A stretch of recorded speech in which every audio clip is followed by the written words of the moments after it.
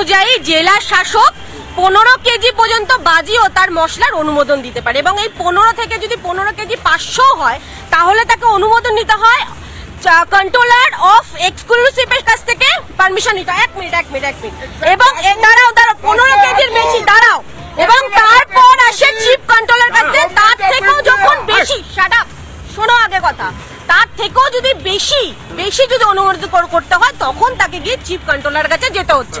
এবার বিষয়টা হচ্ছে জেলা শাসক কত পরিমাণে কি দিয়েছে, এবং পরিবেশ সচেতক যেখানে বলেছে যে মিনিমাম 15 মিটার দূরত্ব রাখা উচিত।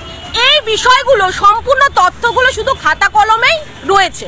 এই তথ্যগুলো নিয়ে রাজ্য সরকার কোনো কিছু কাজ করে না। জেলা শাসক কিভাবে পারমিশন দেয়, রাজ্য সরকারের কাজ নয়, প্রধানমন্ত্রীর কাজ। এই বাজি কারখানাগুলোতে অগ্নি নির্বাপক ব্যবস্থা নেই। আমি কল্যাণীতে নিজে গিয়েছিলাম, হাতের পাম্প, হ্যান্ড পাম্পে জল নিয়ে মানুষ আগুন নেভায়। এইখানেও তাই হয়েছে। গোটা বাংলার মানুষ জানতে চায় পাথর প্রতিমা, কল্যাণী, এগরা, এর দায় মমতা বন্দ্যোপাধ্যায় নেবেন, পদত্যাগ করবেন, প্রশ্ন করছে গোটা বাংলার মানুষ।